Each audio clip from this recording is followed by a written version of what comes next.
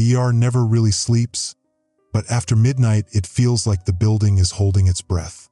Fluorescent lights hummed overhead, that mosquito whine that makes your teeth ache if you notice it too long. Coffee cups sweated on counters. Machines blinked steady rhythms, like heartbeats steadier than the patients they monitored. I rubbed my eyes. 6 hours down, 6 to go. The kind of exhaustion where you blink too long and wonder if you fell asleep standing. Storms got the grid twitchy again, Nora muttered, leaning against the desk. She was the kind of nurse who could cut you with a look, laugh like gravel when things were fine.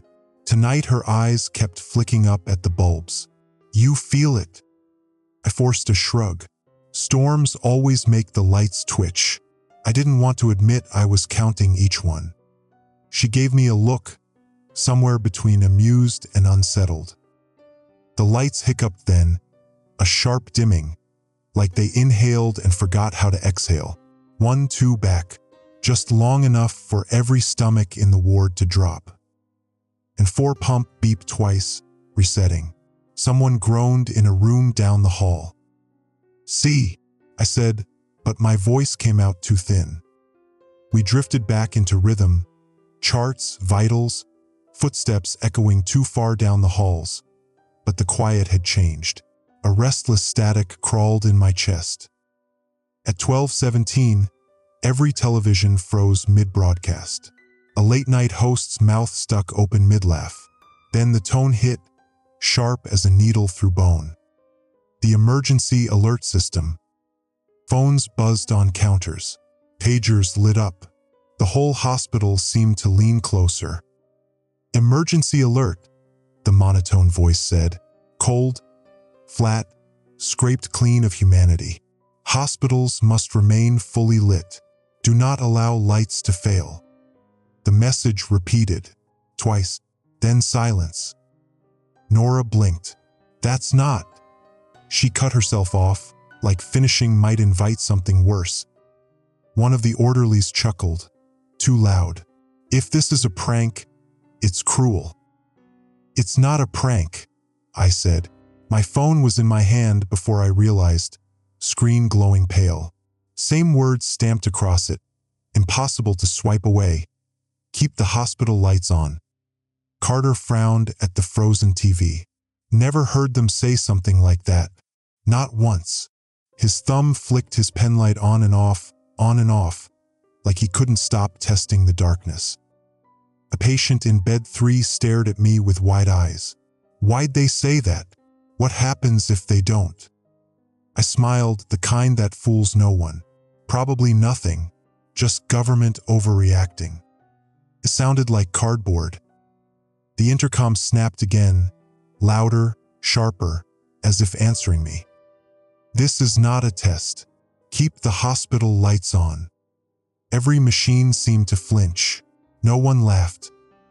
I volunteered to check the breaker room, needing to move, to escape the silence that had grown too heavy. The corridor stretched ahead, swallowing footsteps. Each bulb overhead felt like a coin toss. Halfway down, a scream tore through the hall. I ran. At the far wing, the lights were gone, a whole section swallowed by dark. Nurses rushed inside. I heard another scream, a crash of metal. By the time I reached the doorway, the lights snapped back. Beds stood empty, sheets ripped loose, restraints dangling wet with sweat. Nora's face was the color of ash. "They were here," she whispered, "and then they weren't."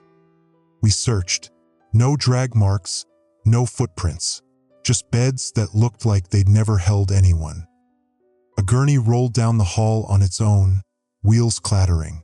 The orderly nearest it backed away, swearing under his breath.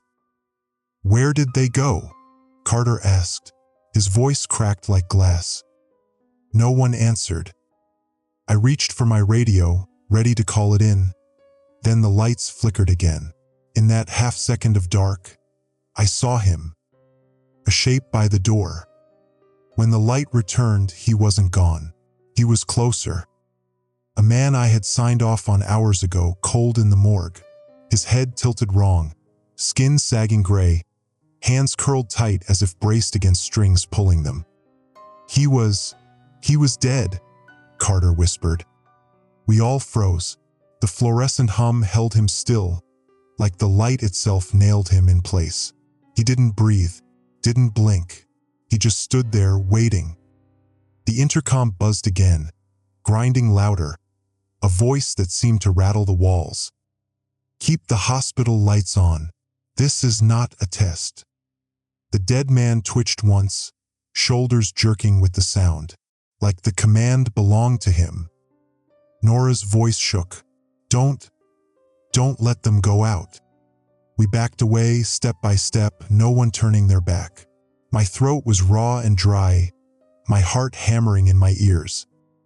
Hospitals aren't supposed to scare you. They're supposed to be safe. If this place wasn't safe, where was? The corpse at the door stayed still, but every hum of the light above felt fragile, as if the world was holding a breath it couldn't keep. And I didn't know how much longer it would last. We didn't move him. None of us wanted to test what might happen if the light wavered again. He just stood there, a statue in scrubs, waiting. Carter whispered, "We should lock him in."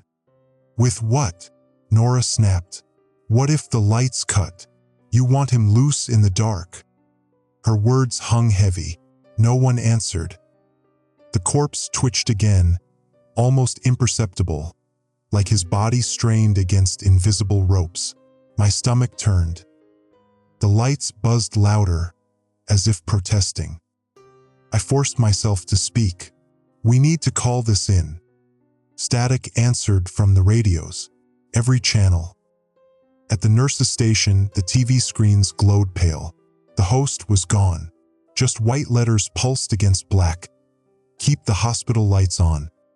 The letters bled into my vision, like they'd branded themselves on the inside of my eyelids. One of the younger nurses backed away, muttering, "No, no, no." She bolted for the stairwell. The doors slammed, echoing down. "Idiot," Carter hissed. "If the stairwell's dark." Her scream came half a second later, cut off too quickly. The hallway swallowed sound after that. Nora grabbed my arm, hard enough to bruise. "Breaker room. Now, if this grid keeps coughing, we're dead." Her grip dragged me forward. Carter followed, penlight clenched in his fist like it would save him. The corridor stretched cold and sterile, every shadow too thick. I hated how the ceiling lights buzzed, like they were straining, like they might give out any second. We reached the breaker room. The heavy door stood ajar. Inside, fluorescent light washed over the panels, humming louder than the hall. Everything looked normal, but the switches trembled faintly, metal vibrating as if the building itself was shaking. "Nothing tripped," I muttered. Nora pressed her ear to the wall. "Feels like the whole system's alive." The intercom snapped again, nearly making me drop my clipboard. "Keep the hospital lights on. This is not a test." The corpse's twitch replayed in my head, the way it moved like the voice was its command. Carter swore, "Why do they keep saying it? Who the hell is even broadcasting this?" No one answered. We returned to the ward. The bed where the corpse had been was empty now. He stood in the middle of the hall, closer than before, chin lifted, eyes blank. His skin looked wrong in the light, like it didn't belong to him anymore. Behind us, a patient coughed. I turned, saw an elderly woman in bed twitch once, violently. Her heart monitor beeped, flatlined. Then the lights flickered. Her body arched against the sheets, limbs straining like she'd been shocked. When the light steadied, she lay flat again, eyes wide open. Everyone froze. "I'm not," Carter stammered. "I'm not crazy. You saw that, right?" We all had. The truth pressed down, impossible to ignore. The rule wasn't about storms or grid failure. The light itself kept them still, and every flicker brought them closer to waking. The corpse at the hall's end took one step forward, just one. The fluorescent hum stuttered, like it had choked on its own breath. Nora's voice shook, gravel turned to glass. "We need backup power, now." We sprinted to the generator room, weaving through sterile corridors that felt suddenly endless. Every light became precious, every bulb a thread holding back something vast and hungry. When we arrived, the generators were already running. Their low thrum filled the room, but the fuel gauge hovered on empty. "We'll be out in hours," Carter muttered. "Maybe less." The words sat in my gut like a stone. Back in the ward, patients stirred in their beds, restless. Some whispered nonsense in their sleep. Others sat up, eyes vacant. One man clawed at his restraints, teeth gnashing at the air. The intercom roared again, so loud it shook the windows. "Keep the hospital lights on." Every patient froze mid-motion. The corpse tilted its head toward the ceiling like it was listening. So were we. For a moment, silence stretched.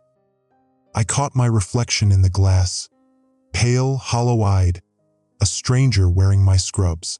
My phone still glowed with the alert, same words etched there like a curse. Hospitals aren't supposed to terrify you, but the walls themselves felt like they wanted us gone. The lights flickered again. The corpse stepped closer. So did three others, faces I recognized from the morgue, now standing in doorways. Their movements were stilted, wrong, but deliberate. Nora grabbed my hand. "If this spreads." Her voice trailed. She didn't need to finish. It already had. We backed away, retreating toward the nurse's station. Monitors beeped. Phones buzzed. The emergency alert system screamed again, monotone but urgent, as if desperate. "Keep the hospital lights on. This is not a test." The corpses jerked once in unison, then stilled. Every bulb above us hummed, strained, as though a storm pressed down on the grid. But outside, the sky was clear. And for the first time, I realized it wasn't the storm we had to fear. It was the dark itself. By morning standards, the ward was quiet. But at night, silence has teeth. Every monitor beeped too loud. Every hiss of oxygen cut the air like it wanted to be heard. We couldn't look away from them, the corpses standing where patients used to lie. They didn't breathe. They didn't blink. They just listened, waiting for the next flicker. Nora kept whispering under her breath, "Don't let the lights go out," like saying it might hold the current steady. Carter's knuckles were white on his penlight. He wouldn't turn it off, not even for a second. I forced my voice steady. "We need to test it, to know for sure." Nora rounded on me. "You want to risk that thing moving?" "It's already moving," I said. "Every flicker, every blackout. We need to know how far it goes." She wanted to argue but couldn't. The fear in her eyes said she'd already seen enough. We chose a room at the far end, one empty except for a body on a gurney. Middle-aged man, car wreck. Cold, pale, still. Carter muttered, "This is insane." "Better insane than blind," I said. My hand hovered over the switch. The fluorescent bulb crackled overhead. The hum felt louder here, as if the room itself anticipated what came next. I flipped the light. Dark swallowed us. For half a second, nothing. Then the scrape of wheels, the whisper of movement too deliberate to mistake. Carter swore. Nora's breath hitched. I snapped the switch up. The corpse lay flat. But the gurney had shifted a full foot closer to the door. Nora clutched the frame with white knuckles. "Jesus Christ, it's true." Her voice cracked. We left the room in silence, the truth chasing us back to the nurse's station. Every bulb above us felt more fragile, more temporary. I pulled out my phone again. The alert still glowed across the screen, letters sharp as glass. Keep the hospital lights on. Not a warning anymore. Command. By 2 a.m., the whispers spread. Staff had seen patients twitch, corpses sway in doorways. No one laughed now. Even the doubters kept their flashlights clutched like weapons. The janitor, Ramirez, muttered as he rolled a mop bucket down the hall. It's the dark. Always been the dark. My grandmother used to say it. Don't let the shadows in. I caught his sleeve. You've seen this before? He shook his head. Not this, but she believed hospitals kept things. Things that wanted us when we're weakest. Maybe light keeps them chained. It sounded like superstition, but superstition was starting to make more sense than science. 2:15, another patient flatlined. We crowded the bed, monitors shrieking. The man's chest stilled, mouth slack. Then the lights dimmed. Just a flicker, barely a second. His hand twitched. Nora gasped. The light steadied. The body went still again. The monitor screamed to flatline, but his eyes were wide open, staring at the ceiling like he knew something we didn't. We froze there, listening to the steady hum. Carter whispered, "So it's not just the dead." The words hit like a hammer. If the dark could wake corpses and stir the living the second they crossed into death, then no one was safe. The intercom snapped alive again. Keep the hospital lights on. This is not a test. The dead man twitched on the table in time with the words. We all stepped back at once. Couldn't breathe. The rule wasn't just a precaution. It was absolute. The generator's hum faltered around 3 a.m. Just a cough, a brief stutter, but enough to drain the color from every face. Nora barked orders. Fuel check, glow sticks, anything that holds light. Get it. We scattered. My hands shook as I rifled through supply closets. Surgical lamps, pen lights, flashlights left by paramedics. Even cell phones became sacred. I found a box of glow sticks shoved in a drawer. I cracked one, neon green spilling across my hands. The light looked ridiculous in this place, childish almost, but it hummed with safety. Ramirez crossed himself when I handed him one. Don't waste it, I said. Keep it close. At the station, Carter had pulled up news on his tablet. No anchors, no reporters, just shaky footage of a hospital ward in another state. The power had failed. Bodies filled the hall, jerking and swaying in pitch dark. Nurses screamed. Flashlights wobbled. Every beam froze a figure mid-step, only for another to lurch forward in the shadows behind them. The video cut to black. The tablet glitched, replaying the emergency broadcast. Keep the hospital lights on. Carter slammed it shut, his hands shaking. It's everywhere. I leaned against the counter, glow stick clutched tight. My chest ached like I couldn't pull enough air. I remembered being a kid, sick for a week, hooked up to IVs in this very hospital. I remembered the antiseptic smell, the humming lights above my bed. A thought chilled me. If this spreads to everyone who's ever stayed in a hospital, that was millions, maybe more. The walls seemed to close in with the thought, the hospital shrinking around me. The lights flickered again. Every corpse in the hall twitched in unison. We all flinched, our glow sticks and flashlights snapping on like reflex. The intercom buzzed, louder, harsher than ever. Keep the hospital lights on. Do not let them go dark. The voice rattled my bones. The corpses froze again, silent, obedient. I realized then, the broadcast wasn't warning us. It was controlling them. And we were trapped in the middle. By 4 a.m., the hospital wasn't a hospital anymore.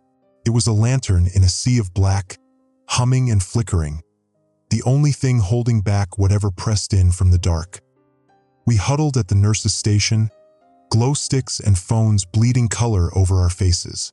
Everyone's eyes kept darting to the ceiling bulbs, counting seconds between their hums, praying none would falter.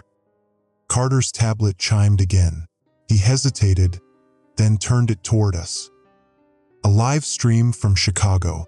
The camera shook in frantic hands, jerking across a ward where power had failed. Flashlights skimmed over faces, patients, nurses, visitors, jerking to life like puppets whenever shadows touched them. The beam froze them, but only until it slid away. One man lunged at the lens, teeth snapping. The feed cut. The chat box exploded, thousands of people screaming in text, the same question spamming over and over. Does this happen to anyone who's been in a hospital before? Nora's lips moved, silent. I knew the thought in her head because it was in mine too. If true, the world had just lost half its safety overnight. The intercom crackled. Keep the hospital lights on. The corpses in our hall twitched as one, necks snapping to the sound like dogs to a whistle. Ramirez muttered a prayer in Spanish. His glow stick shook in his hand. I pressed mine so hard it bent. By 4:30, the phones wouldn't stop ringing. Families outside begged for answers. Kids screaming in the background, mothers whispering through tears. My husband, he had surgery 3 years ago. He's in the dark, he won't. My daughter's eyes rolled back when the lights cut. She's clawing at the walls. Every call bled into the next. Every voice was the same. Fear and disbelief giving way to horror. Nora ripped the receiver from her ear and slammed it down. It's not just hospitals. It's anyone who's ever been here before. The words froze us colder than the corpses. I couldn't stop the memory from surfacing. Me, 12 years old, pneumonia eating my lungs, a week in this very building. Fluorescent lights overhead. Nurses whispering while I pretended to sleep. The thought pressed against my skull like a nail. If the dark could wake corpses, could it wake something in me? I flexed my hands under the counter, searching for any twitch that wasn't mine. Carter leaned over the desk, his voice shaking. So what? Millions of people? Tens of millions? Anyone who's ever been admitted? Stop, Nora snapped. Don't say it. But we all knew it was true. The generator coughed again, a hollow choke that rattled the floor. Lights dimmed, stuttered back.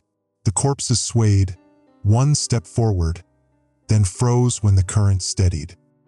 We're running out of fuel, Carter whispered. His words felt like a knife twisting.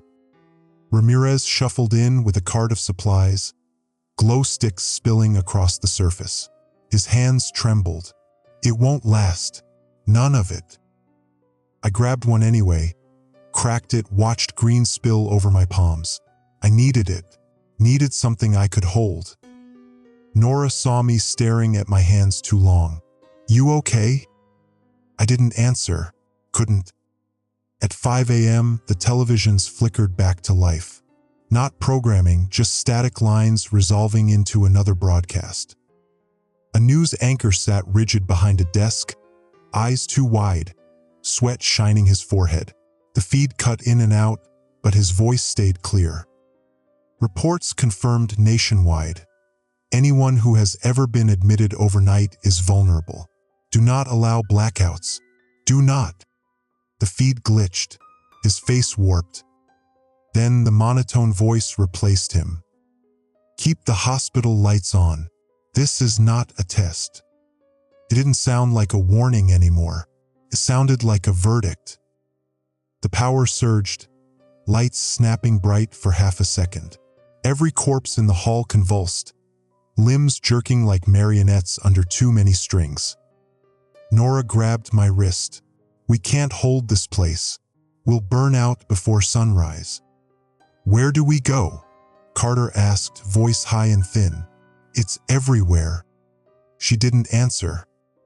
I drifted toward the window. Outside, the city glowed in fractured pockets. Apartment towers blazing every bulb, gas stations strung with halogens. Whole blocks blacked out, and in those blocks I swore I saw movement. Shapes staggering between dead streetlights, stopping only when they passed beneath a working lamp. It wasn't just us. The world was flickering alive in the wrong way. Behind me, Nora argued with Carter. We ration light, we hold until fuel. Fuel's gone by sunrise. We need to think bigger. Bigger how? The whole grid's dying. Their voices blurred together. I pressed my forehead to the cold glass and whispered the thought I'd been trying to kill all night. What if the lights go out while I'm awake? What if it happens to me?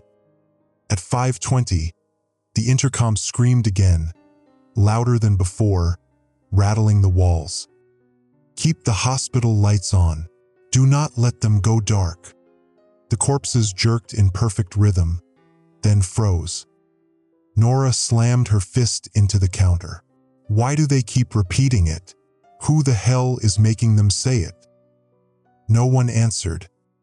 But I couldn't shake the feeling it wasn't someone broadcasting at us. It was something speaking through the system. The hum overhead faltered once more. Just a flicker, but it sent the corpses lurching one step closer. Couldn't breathe, couldn't blink. Every bulb above us seemed seconds from failure. And for the first time, I knew we weren't fighting the dark. We were fighting the moment it claimed us. By 6, the lights felt weaker. Same bulbs, same hum, but their glow seemed thinner, like color bleeding from old film. Shadows stretched too far across the floors. We stopped pretending the corpses weren't there. They stood in doorways, hunched at the ends of halls, waiting. Each flicker tugged them forward another inch. Every breath felt borrowed. Nora clutched the clipboard like a weapon. We need a plan. If the generators fail. Carter cut her off, voice sharp with panic. They will fail. We've got hours, maybe less. We should move patients out while we still can. Out where? I snapped.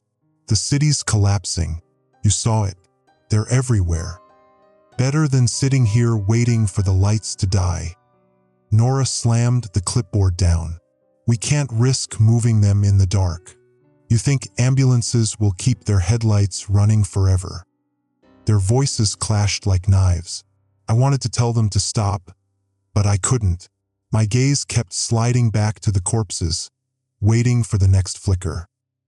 At 6:15, the first long blackout hit. Half a second. 1, 2, 30. The ward drowned in pitch black. Footsteps scraped the linoleum, dozens of them, too fast, too heavy. Breathing rasped inches from my ear. Something cold brushed my arm. Then light. I blinked hard, pupils burning. The hall was filled. Not just 1 or 2 corpses, dozens. They stood shoulder to shoulder, crowding the corridor, still as statues. Too close. Nora whispered, "Holy God!" The clipboard shook in her hands. The intercom roared, louder than ever. Keep the hospital lights on. Do not let them go dark. The corpses jerked as one, spines bending, heads snapping to the sound. Their stillness was worse than their movement. We backed into the nurse's station. I could barely breathe. Carter paced, his penlight darting over corners, catching glimpses of stiff limbs. We can't stay. Every blackout brings them closer. Next time they'll be on top of us. Where will you go? Nora hissed. Into the streets? Into houses filled with people just waiting for dark. Her voice shook, not from anger but from terror. We can't hold this forever, Carter shot back. There's no winning here. I pressed my palms into the counter. The glow stick on the desk spilled green across my skin. For a moment, it looked like the veins under my hands pulsed wrong. Too dark, too sharp. I shoved it away. "Stop fighting," I said. My voice cracked, but it silenced them. The lights are the only thing keeping them still. We stick to that. We guard the fuel, every bulb, every glow stick. That's all that matters. Nora nodded once, clutching the clipboard like it was holy text. Carter's jaw clenched, but he didn't argue. At 6:30, the floor shook. Not an earthquake, something heavier. The generator coughing again, a dying heartbeat in the basement. Ramirez stumbled in, sweat streaking his face. Fuel's almost gone. His glow stick swung wild in his fist. "We're running on fumes." Nora's knuckles whitened. "Then we need to ration. Seal off half the hospital. Keep lights only where we need them." Carter's laugh was sharp, hollow. "And when the rest goes dark, you think they'll just wait politely behind closed doors?" His words made my stomach turn. Because he wasn't wrong. The blackout hit again. Longer this time. The world disappeared. Hands clawed against the counter, nails scraping wood. Breath hot against my neck. A weight pressed against my shoulder like someone leaning in to whisper. I couldn't move, couldn't scream. Then light. The corpses stood closer, ringed around the station. Eyes wide, jaws slack, frozen mid-step. One's fingers hovered inches from my throat. I shoved back, chair toppling. My chest heaved. Nora's voice cracked. "They're not waiting anymore." The intercom blared again, words shaking every bone in me. "Keep the hospital lights on." The corpses jerked, shuddering to stillness. The voice was the only leash holding them. But what happened when the leash snapped? At 7, the sky outside began to pale. I thought daylight might save us. But the sun rose behind storm clouds, weak and gray. Inside, the fluorescence still carried all the weight. The corpses didn't care about dawn, only dark. Carter slammed a fist against the counter. "This is suicide. We can't hold them off forever. We need to get out now." "You leave this hospital," Nora said, "and you'll never see light again." Her words rang too true. I caught sight of myself in the window reflection again. Same hollow eyes, same pallor. And then, just for a second, I thought I saw my lips twitch on their own. I staggered back, pulse pounding. Was it my imagination, or was something inside me waiting, too? The generator coughed again. This time, the lights dimmed for 5 full seconds. 5. The corpses advanced with each heartbeat. 1, 2, 3. Closer, closer. 4. Their jaws hung open, fingers curled like claws. 5. Then light snapped back. They froze, almost upon us. The nearest one's fingernail had carved a line into the counter inches from my hand. I couldn't hold my voice steady. "Next time, they'll reach us." Nora stared at the bulbs overhead, lips trembling with silent prayer. Carter whispered, "Then there won't be a next time. We won't let it." But I didn't believe him. The lights weren't ours to control anymore. They were borrowed. And the debt was coming due. At 7:30, the power died again, longer this time. 10 seconds of nothing. The dark swallowed the ward whole. I heard movement like a stampede. Feet dragging, bodies convulsing. Breath hissed hot at my neck. Nails scraped the walls, closer, closer. Then light surged. The corpses froze mid-lunge. Their arms hovered in the air, fingers curled inches from our faces. The nearest one had snapped its jaw open so wide the skin at its cheek had torn. Nora choked on her breath. "We can't hold this. We'll be buried alive." Her voice was right, but her words were useless. Where could we go? The television stuttered awake, static grinding across the speakers. The anchor from earlier reappeared, face warped, words garbled by interference. Grid failures reported, "Stay lit, stay indoors." Behind him, lights flickered. People moved in the dark corners of the studio. Someone screamed before the feed cut again. The emergency alert voice replaced him, sharp as a blade. "Keep the hospital lights on. Do not let them go dark." The corpses jerked as one. I wanted to cover my ears, but I couldn't. It wasn't just noise, it was a command, for them and maybe for us too. Ramirez stumbled in, his shirt streaked with fuel. His glow stick barely glowed, a weak smear of green. "Generators finished," he said, panting. "Minutes left." Carter shoved him against the wall. "Minutes? That's it." Ramirez didn't fight back. His eyes were already dead with fear. Nora pulled Carter away. "We ration what's left. One wing, that's all." But Carter shook his head, lips trembling. "You don't get it. There's no rationing, nothing. When it's gone, it's gone."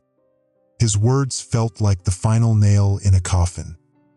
I drifted toward the windows. Outside, the city was failing. Streetlights blinked off block by block. Apartment towers went dark like dominoes falling. Screams echoed faintly through the glass.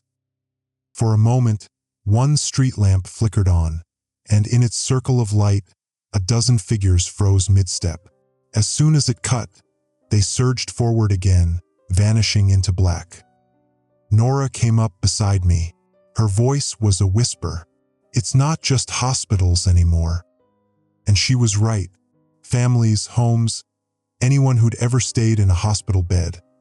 They were all time bombs waiting for the dark. The phones rang again. I answered without thinking. A man's voice, frantic. "My wife. She was admitted last year. The lights went out. She's not." His words collapsed into sobs. In the background, I heard banging, claws against wood. Then silence. I dropped the receiver like it burned. At 8, the generator's hum collapsed into a death rattle. The lights dimmed, flickered, and steadied once more, but weaker than ever. The corpses shifted with every stutter, edging closer each time. One nurse whispered, "We should pray." Carter snapped, "Pray to who?" "To whatever's talking through that intercom." Silence followed, heavy and cold. I leaned against the counter, chest tight. My glow stick was dimming, its green fading to gray. I cracked another, the plastic splitting in my hands. The light bled out, but weaker than I remembered. I thought of my childhood again, those long nights in a hospital bed, lungs full of fluid, nurses whispering. The lights had kept me safe then too. But what if they weren't keeping me safe? What if they were keeping me still?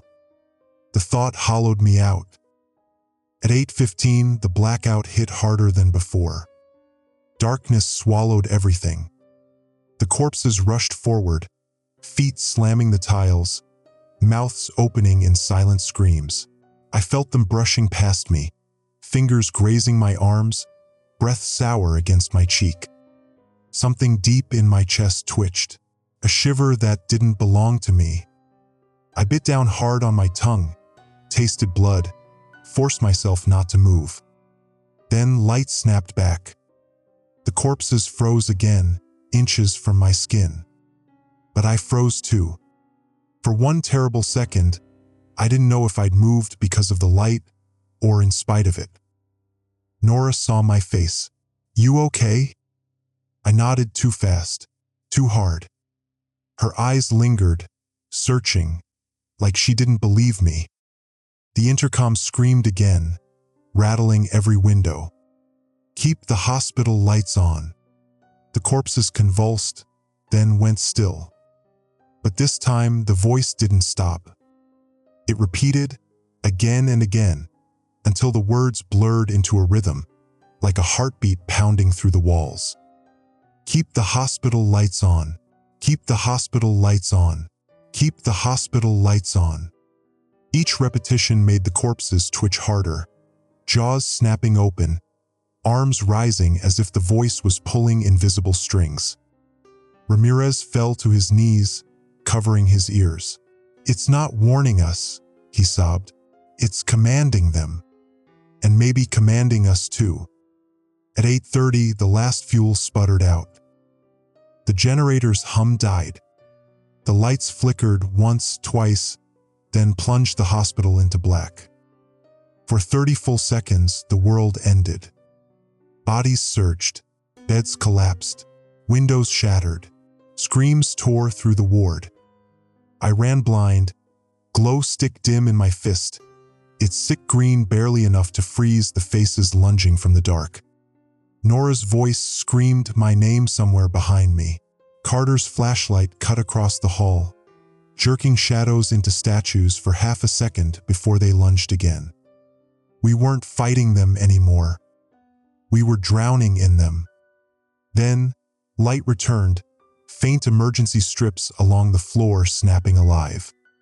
The corpses froze again, scattered across the hall, reaching, mouths open.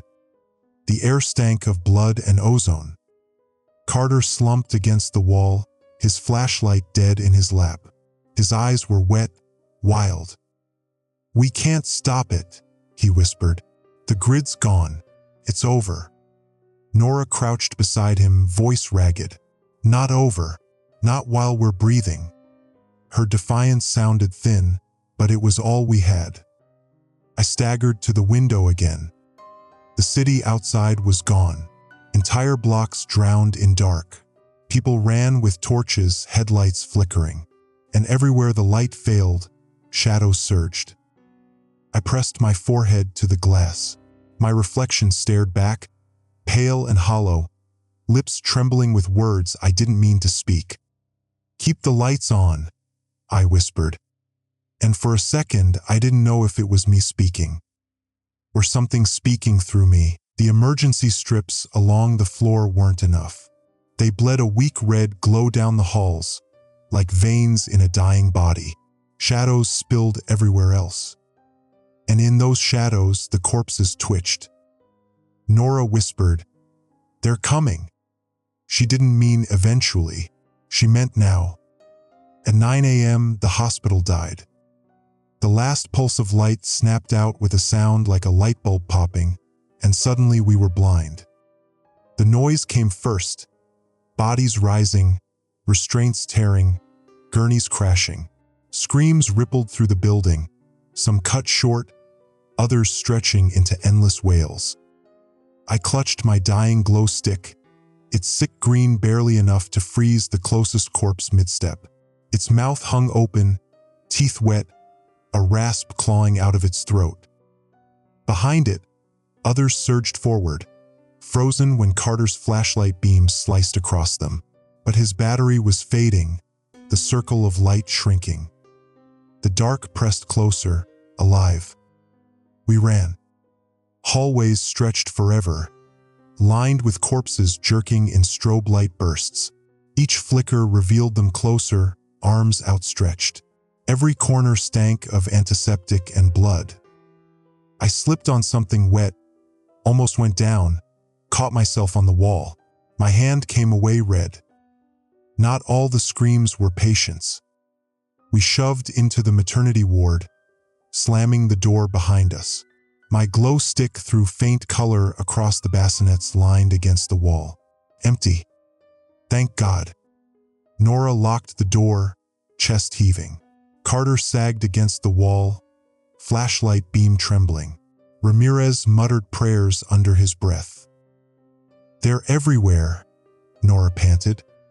Her voice cracked like she'd been holding it together too long. "They'll get in," Carter said. His laugh was brittle. "Doors won't stop them. Nothing will." "Shut up," I snapped. "Save the battery." But I couldn't deny the truth. Every second in here was a countdown. A crash rattled the door. The corpses were outside already, pounding, their weight shaking the frame. The handle twitched. Ramirez whimpered, clutching his fading glow stick. "We're dead." "Not if we move," Nora said. Her eyes burned like coals in the weak green light. "Generator room. If we can get it running." "You think you can fix the dead grid?" Carter barked. "It's our only chance." Her voice was iron. Mine was ash, but I nodded anyway.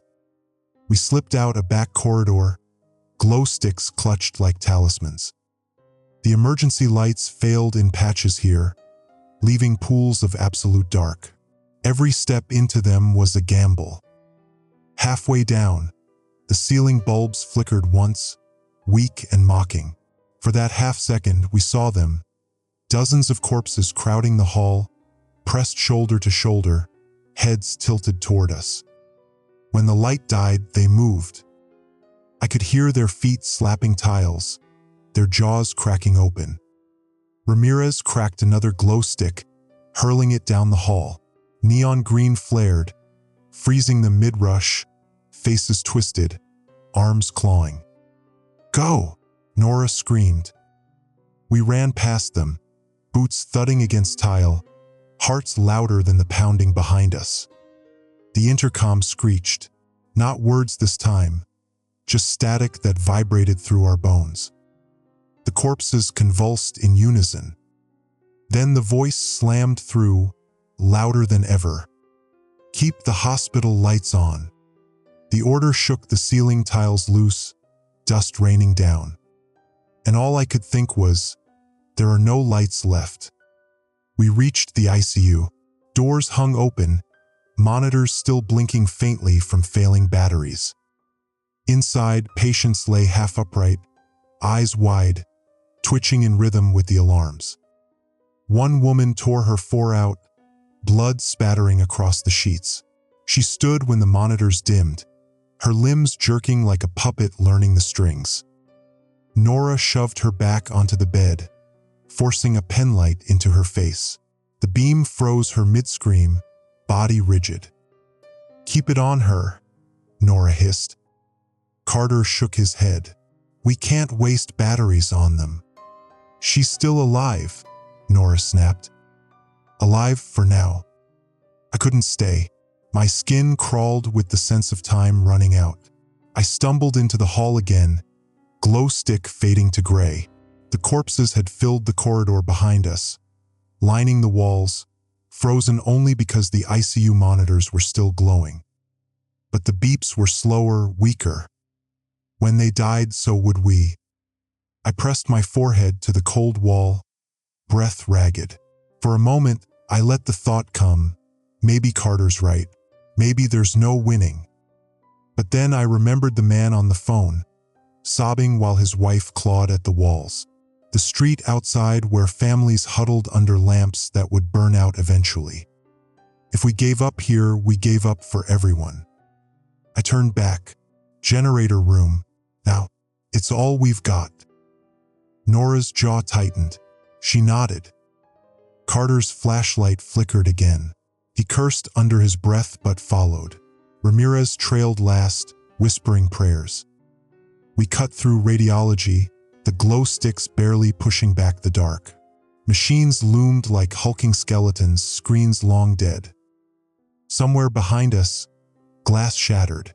The corpses were moving again. Their steps echoed through the wing, closer, faster. Carter swung his flashlight back, freezing them mid-run. Their mouths hung open, rows of teeth bared, arms reaching. The beam flickered once, twice, then died. The corpses screamed. We bolted. The intercom blasted again, louder, shrieking static followed by the same monotone command. Keep the hospital lights on. Do not let them go dark. The corpses' howls rose in answer like they understood, like they were celebrating. We burst into the stairwell, absolute dark. For a moment, I couldn't breathe, couldn't see. I cracked my last glow stick, its weak green bleeding into the void. The corpses were already on the stairs, frozen mid-climb, limbs bent at grotesque angles. Their eyes caught the glow, shining wet and empty. Ramirez dropped his glow stick. It rolled down 2 steps, froze another wave below us. "Move!" Nora yelled. We pushed upward, feet hammering metal steps, the smell of rust and rot burning in our noses. At the landing, the door to the generator wing loomed ahead. But so did 3 corpses frozen inches from the handle.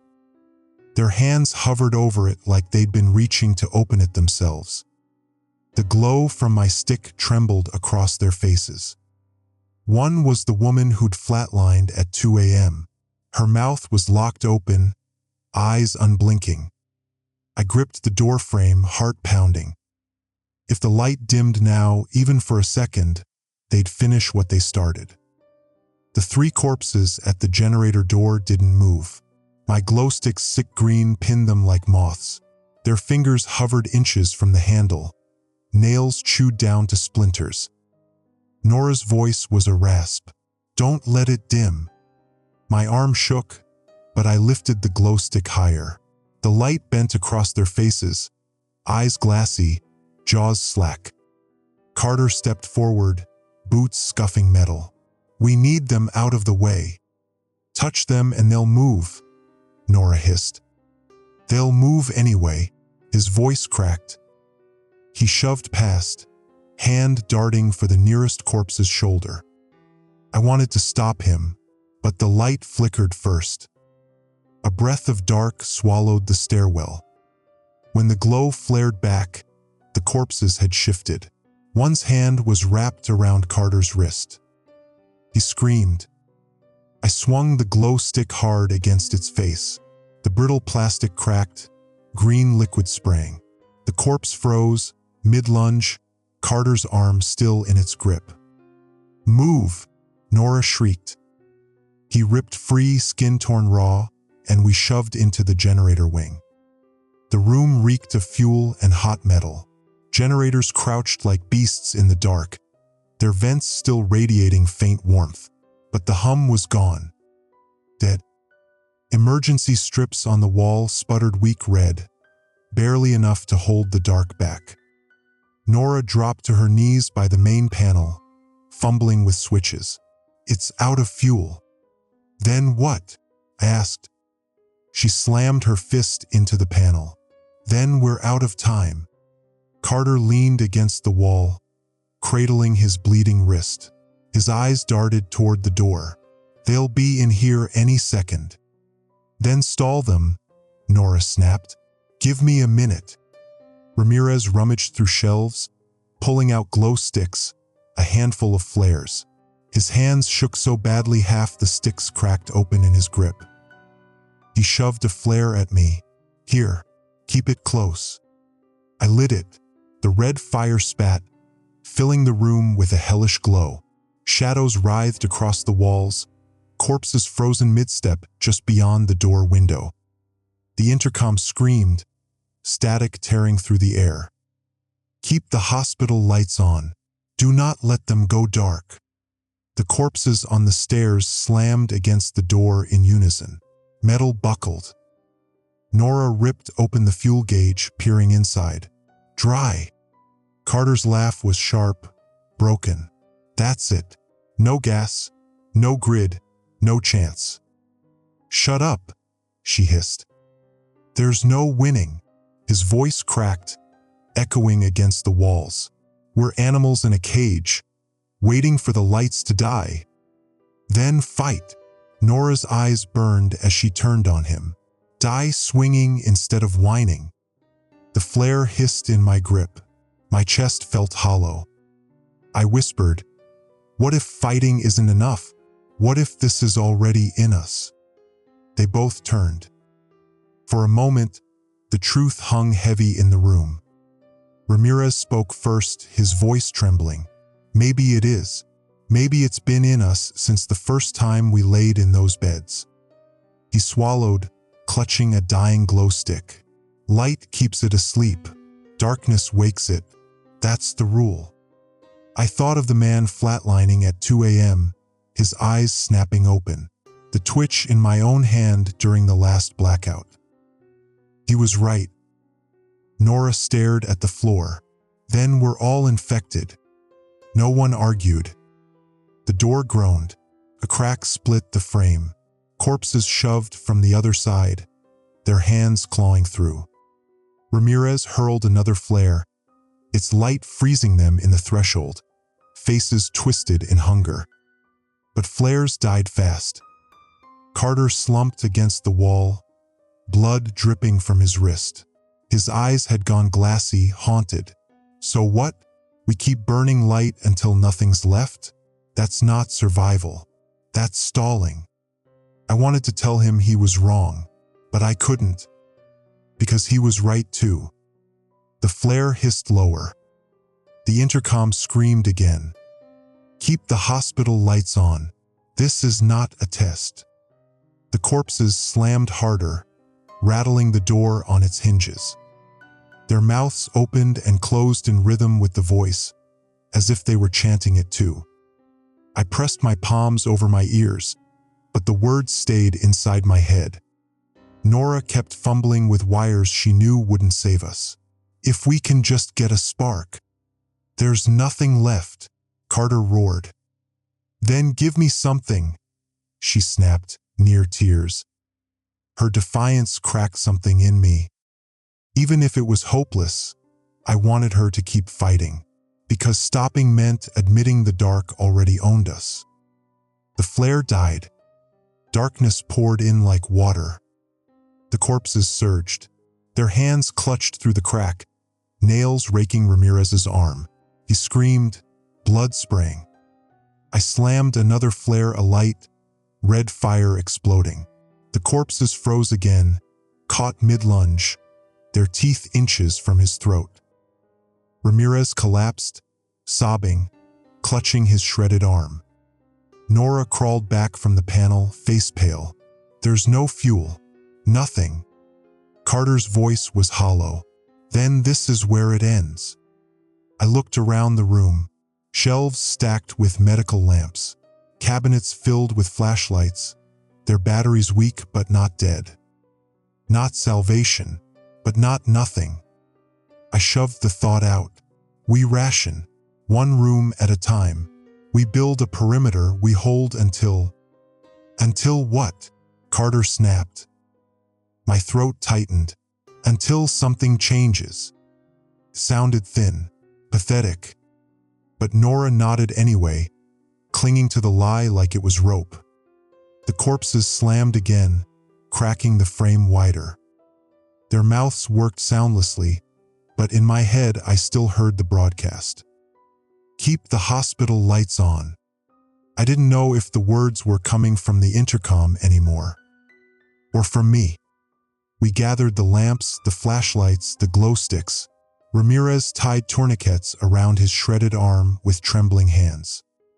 The room stank of blood, fuel, and burning plastic. Every artifact we held, the glow, the flare, the lamp, felt like sand slipping through fingers. Temporary, doomed. I thought of the whole world out there, every city, every home, every person who'd ever spent a night in a hospital bed. Every one of them holding their last scraps of light, waiting for the dark to claim them. The horror wasn't just that the corpses moved when the lights went out. The horror was that we belonged with them. We left the generator wing with arms full of scraps. Lamps, glow sticks, one flickering lantern. Not enough. The corpses pressed against the broken door, their faces jammed through the gap. Their mouths snapped open and shut in rhythm, teeth clacking like castanets. I lit another flare. The red light painted their eyes wet and blank. They froze, mid-lunge, skin stretched thin over skulls. Nora shoved past. We move now, before this dies too. The stairwell was a vertical graveyard. Corpses stacked on the steps, frozen mid-climb. Some were children. Some wore patient gowns stiff with dried blood. We climbed anyway, boots crunching glass, the flares hiss echoing. Carter muttered behind me, voice cracked. Every face, someone's family. "Don't look at them," Nora hissed. But I couldn't stop. Their eyes followed us, unblinking, as though they remembered me. And maybe they did. At the landing, Ramirez stumbled, his shredded arm trailing blood. He collapsed to one knee, glow stick rolling away. I grabbed him under the shoulders. "Up, come on."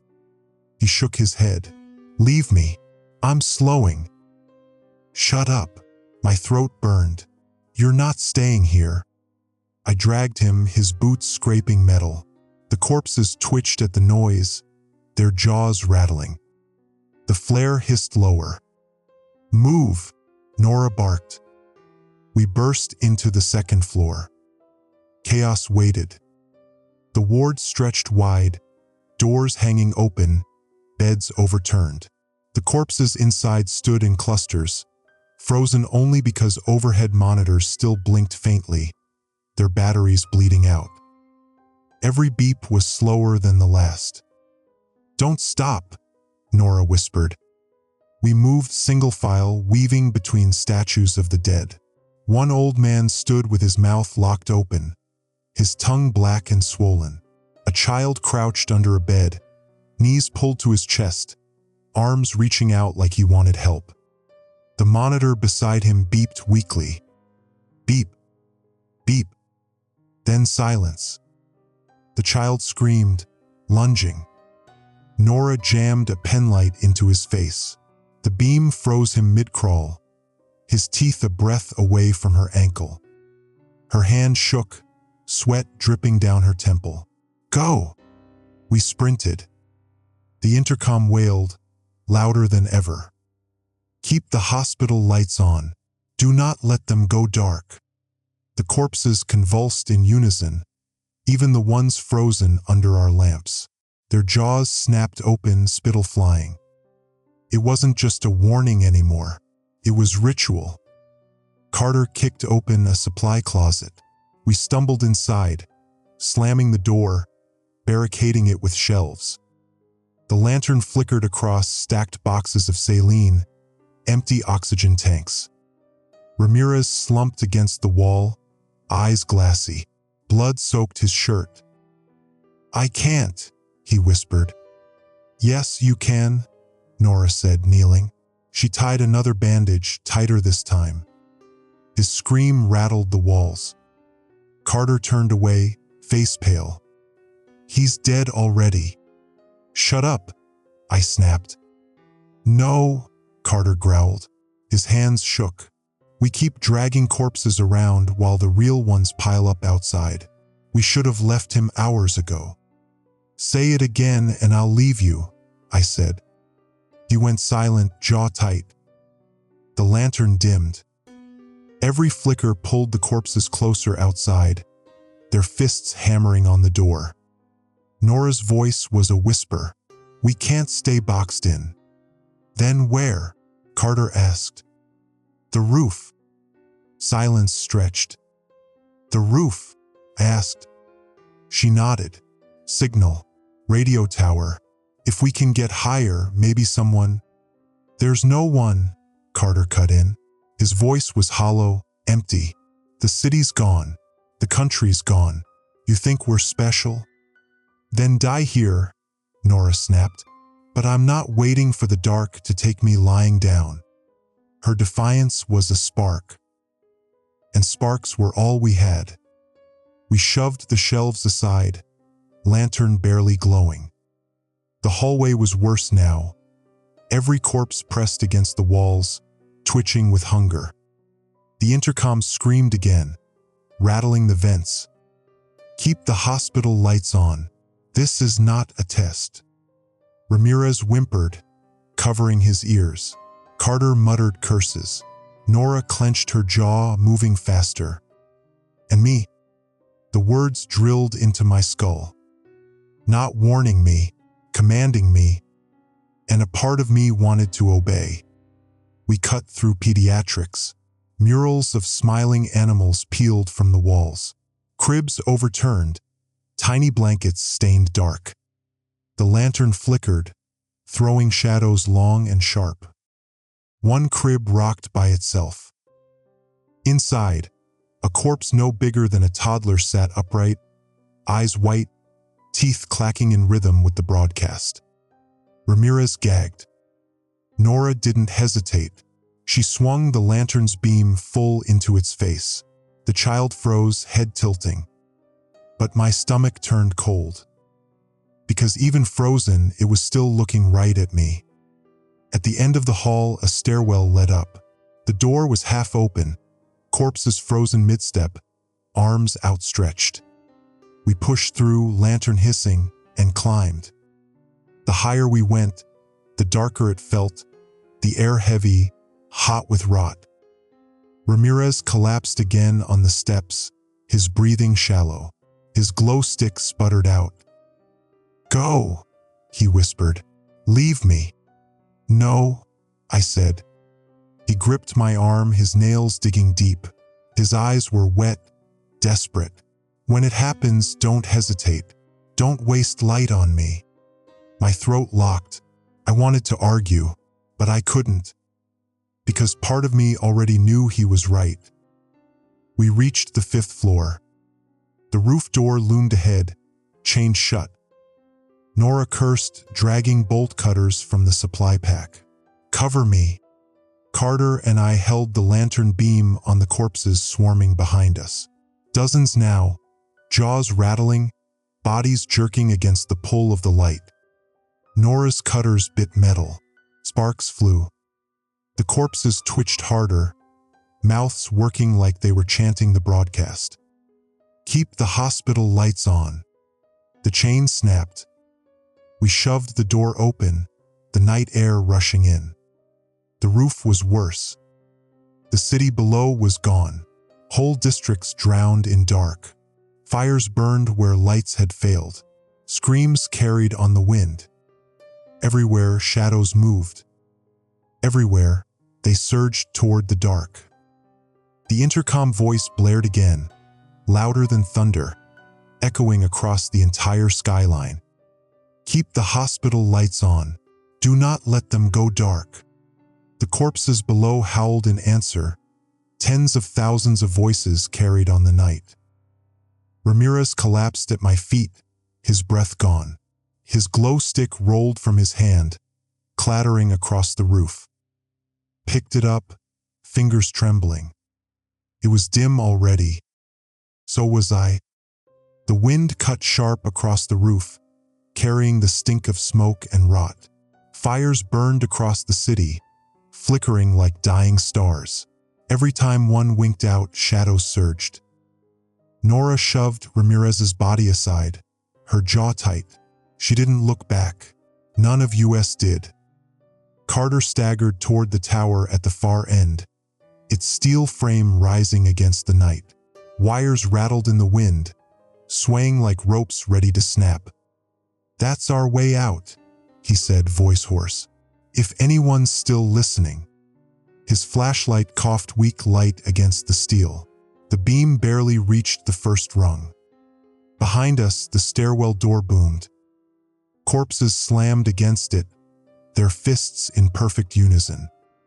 The intercom screamed again, rattling through the vents below. "Keep the hospital lights on. Keep the hospital lights on." The corpses answered, jaws clacking, voices scraping raw. I pressed my palms over my ears. It didn't help. The words were inside me now, grinding against bone. Nora thrust the lantern at me. "Hold this." Its light sputtered across the rooftop, freezing shadows mid-step at the door. She pulled tools from her pack, hands moving fast, clipping wires, splicing cables. Her lips moved silently, counting, calculating. Carter hovered by the tower, his face pale, sweat streaking his temple. "If nobody's listening, they'll hear," she snapped. He didn't answer. I stared at the lantern flame, its glow trembling. Every flicker made the corpses twitch harder, pushing against the stairwell door. The hinges shrieked. "They're coming," I whispered. Nora didn't look up. "Then stall them." Her voice was flat, commanding, like the intercom. I lit a flare. The red fire painted the roof in hell light. The corpses froze mid-lunge, their faces twisted against the glass. Their eyes glowed wet, reflecting me. For a moment, I couldn't tell if they were pressing forward, or if I was. My hand twitched again. My chest spasmed. I bit my tongue until blood filled my mouth. Not yet. The flare hissed lower. Carter kicked the tower frame, teeth clenched. It's dead. Nobody's out there. We're screaming into nothing. Nora snapped her head up. You think that matters? You think silence means no one's alive? Maybe it means they're too busy fighting, same as us. Or they're gone, Carter muttered. Her voice cracked. Then I'll die trying anyway. The flare spat sparks. I lit another. The stairwell door burst open. Corpses poured out, frozen mid-step in the flare's circle. Dozens of them, arms stretched, mouths open in silent screams. Carter stumbled back against the tower, his flashlight flickering across their faces. God, there's too many. Then don't stop moving, Nora hissed, her hands flying over the panel. The corpses twitched closer with every flicker. The flare's hiss was dying already. I hurled the old glow stick at the ground. Its weak green light cracked open, freezing the front line. For a heartbeat, it worked. But their jaws still moved. Keep the hospital lights on, they whispered in unison. I dropped the flare. The circle of red fire narrowed, corpses jerking forward, closer, closer. Carter shouted, "It's not enough!" Nora didn't look up. Then, buy me 10 more seconds. Her voice shook. Her hands didn't. I sprinted to the tower, dragging Carter by his collar. Up, climb. He stared at me like I'd lost my mind. They'll follow. They'll follow slower, I said. Move. We climbed, metal rungs slick with dew. The flare's light faded below, corpses twitching up the roof, arms grasping. Nora stayed by the panel, wires sparking in her hands. Don't leave me, she screamed. Then hurry, I yelled back. Halfway up the tower, the city opened around us. Every block drowned in dark. Shadows surged like rivers between buildings. Screams carried high on the wind. Carter clung to the rung, knuckles white. We're dead up here. Not if she makes it work, I said. He shook his head, sweat dripping. And if she doesn't? I didn't answer. Below, Nora slammed the panel closed. Sparks burst, lighting her face pale. She grabbed the mic, voice shaking. This is St. Luke's Hospital. Survivors on the roof. We need. Static swallowed her. She hit the panel again, harder. Please, anyone, respond. Her voice cracked. The corpses twitched closer, crawling across the roof now, their jaws gnashing in unison. The intercom screamed over the static, louder than before. Keep the hospital lights on. Keep the hospital lights on. Her words drowned. I shouted down from the tower, Nora! She looked up at me, eyes shining with fear and fire. For one heartbeat, I believed she'd save us. Then the lantern died. Darkness swallowed the roof. The corpses surged. They sprinted, arms clawing, jaws breaking open. Nora's scream tore through the night. I dropped from the tower, flare already sparking. Red fire roared to life, freezing them inches from her. Her face was pale in the glow, her hands bloody on the panel. It's not enough, she whispered. Then make it enough, I said. My voice cracked, but I held the flare higher. She slammed the mic again. This is St. Luke's, please. Static. The corpses twitched closer. The flare hissed lower. Carter screamed from the tower, "We can't hold them!" I pressed my forehead to Nora's, the flare burning hot in my hand. "Then we go down swinging," I whispered. The corpses answered with one voice, jaws clacking in rhythm with the broadcast. "Keep the hospital lights on." The flare hissed out. Darkness claimed us. The flare died in my hand, hissing to ash. Darkness slammed across the roof. The corpses surged as one, a wave of teeth and claws, jaws snapping in rhythm with the broadcast that rattled the air like thunder. "Keep the hospital lights on. Keep the hospital lights on."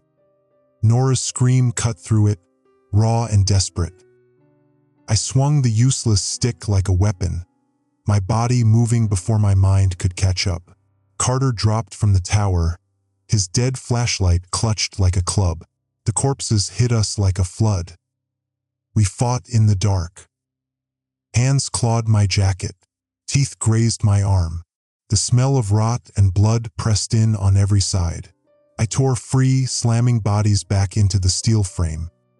Something twitched inside me again, my chest spasming, my vision narrowing. For one heartbeat, I wasn't sure if I was pushing them back or surging forward with them. Light flared. Nora had cracked her last glow stick, the sick green spilling across the roof. It froze the nearest corpses mid-lunge, their jaws hanging open. Her face glowed hollow in the light, her eyes wide. "We need more." "There is no more," Carter shouted, swinging his dead flashlight like a hammer. "Then buy me time," she snapped. She crawled back to the panel, her hands bloody, shoving wires together. Sparks spat, weak and dying. The glow stick in her lap sputtered already. I grabbed Ramirez's fallen pack, rummaging blind. Empty. Only scraps of plastic and broken sticks. The corpses twitched closer with every flicker. Their jaws moved in unison. "Keep the hospital lights on." My head throbbed. The words weren't outside anymore. They pulsed through my veins. I dropped the pack. My hands trembled, nails digging into my palms. The infection was there, waiting. Carter stumbled beside me, blood dripping from his arm. "We're done. It's over." "Not yet," I rasped. He stared at me, his eyes wet. "You don't get it. You feel it too. I see it in your face." I didn't answer, couldn't, because he was right. Nora screamed behind us, sparks spraying her face. "I've almost got it. Just hold them." I shoved the glow stick higher, its green halo stretching thin across the corpses. They froze, twitching against invisible strings. The stick hissed, sputtered. It wouldn't last. Neither would I. I thought of being 10 years old, alone in a hospital bed, lungs drowning in fluid, nurses whispering outside my door. Back then, the lights kept me safe. But maybe they weren't keeping me safe. Maybe they were keeping me still. The glow stick shattered in my fist. Darkness roared in. The corpses howled, surging forward. Carter screamed, swinging his useless flashlight until hands dragged him into the mass. His voice cut off sharp, swallowed whole. I lunged after him, my fists slamming into teeth, into bone. Something bit into my shoulder, hot pain spreading. I howled, not sure if it was my scream or theirs. Then light. Weak sputtering, but light. The panel sparked alive under Nora's hands, a single flood lamp stuttering to life above the roof. The corpses froze mid-lunge, bodies twisted in impossible shapes. Carter's body was on the ground, his throat torn open. His eyes stared glassy at the sky. Nora slumped against the panel, tears streaking her face. "It's not enough," she whispered. Just this one. The flood lamp flickered again. Its beam trembled, thinner with every second. The corpses twitched in time with it, their jaws clacking faster. Keep the hospital lights on. The voice drilled into my skull, pounding like a heartbeat. I pressed my palms over my ears, but it was inside me now. Nora grabbed my arm, her nails digging deep. The generator room. If we can reroute. We won't make it, I said. We have to try. Her voice cracked, raw with rage and grief. Or we're already gone. Her eyes burned into me, searching for the part of me that still believed. I wanted to give it to her, but my chest spasmed again. My vision blurred. The infection was pulling harder now. I staggered back, breath ragged. My reflection glowed faint in the flood lamp's dying halo. Eyes wide, skin pale, mouth working soundlessly. Like theirs. Nora shook me. Stay with me. Her voice was fire, but I felt cold. I whispered without meaning to, lips moving on their own. Keep the lights on. Her face broke. The flood lamp dimmed again. The corpses leaned closer, jaws opening. Nora shoved a flare into my hand. Light it. My thumb fumbled at the cap, slick with sweat. The infection clawed inside me, whispering, "You don't need it. The dark is yours." I slammed the cap down. The flare roared to life. Red fire bled across the roof, freezing the corpse's mid-step once more. Nora collapsed into me, sobbing, "We can't win. We can't." I held the flare high, my arm trembling. "We fight anyway." Below us, the hospital was gone. Dark windows, shattered glass, corpses spilling through every hall. The city beyond was worse. Whole districts drowned in dark, the dead flooding the streets like rivers. The broadcast blared from every speaker, every phone, every car radio still alive. "Keep the hospital lights on. Keep the hospital lights on." The entire city answered in unison. The sound was bigger than thunder, bigger than us. The flare hissed lower. My chest spasmed harder, my hand twitching. I looked at Nora. Her eyes shone with fire and fear. "Generator," she whispered, "or we burn out here." I looked at the corpses, frozen in red light. At Carter's body, his face still twisted in fear. At my own hands, trembling not from exhaustion but from hunger. The infection wanted me, but the light still held. For now. I closed my eyes, gripped tight on the flare. One last sprint into the dark. One last chance to decide if I was still human, or if I belonged with them. The flare hissed lower, red fire shrinking in my fist. Nora's eyes locked on mine, wet and fierce. "Generator. Now." Her voice cut like a knife. I nodded because words wouldn't come. My chest spasmed again, breath catching like a stutter. The infection was inside me, gnawing, waiting for the dark. We sprinted for the stairwell. The corpses froze in the flare's glow, 100 mouths open in unison, their teeth dripping, their jaws clacking in rhythm with the broadcast. "Keep the hospital lights on." The sound rattled the steel under my boots. Nora kicked the door wide.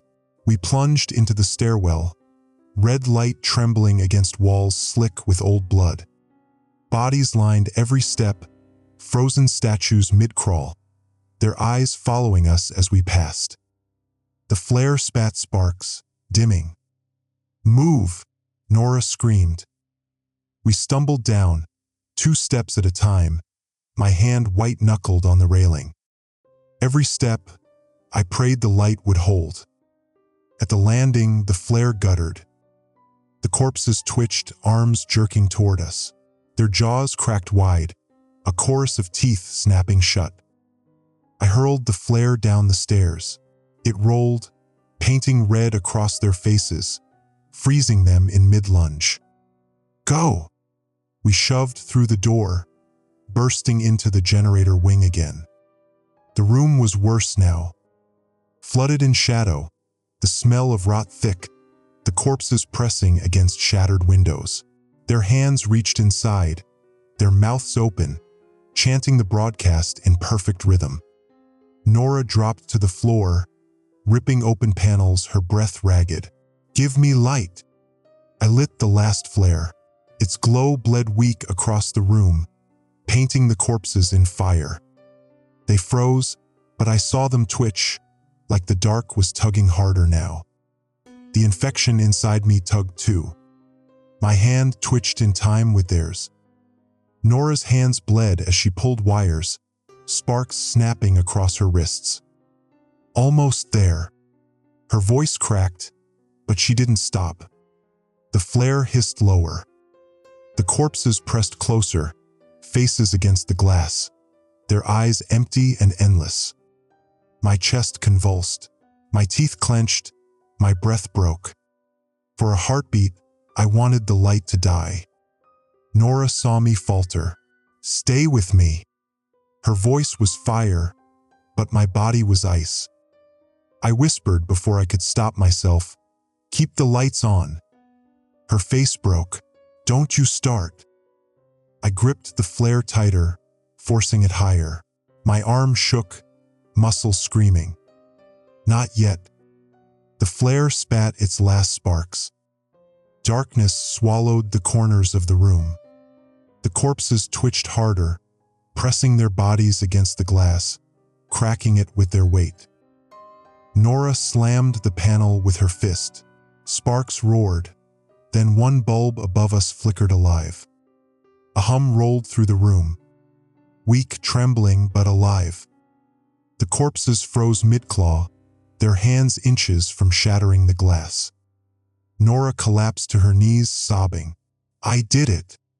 The light buzzed, dim, flickering. Her voice cracked. It won't last. I sank beside her, chest still spasming, vision trembling at the edges. The infection whispered inside me, louder now. Stop fighting. Let the dark in. Join them. I pressed my forehead to the cold steel panel, sweat dripping. How long can it hold? Minutes, maybe less. Her voice was ash. The intercom screamed again, louder than before, rattling the vents. Keep the hospital lights on. This is not a test. The corpses outside convulsed in rhythm, jaws clacking. But the words weren't only theirs anymore. They were mine too. My lips moved without meaning to. Keep the lights on. Nora grabbed my face, forcing my eyes to hers. Don't you dare. Her nails dug into my skin. You're still you. You hear me? You're still you. I wanted to believe her, but I wasn't sure. The bulb overhead flickered again, weaker. The corpses leaned closer against the glass. Cracks spiderwebbed. Nora scrambled for more wires, sparks sprang. I can reroute. Her hands shook too badly to hold the tools.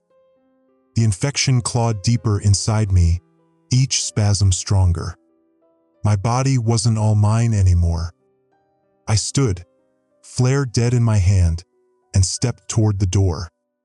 The corpses pressed closer, their mouths working soundlessly. I raised my hand. They raised theirs.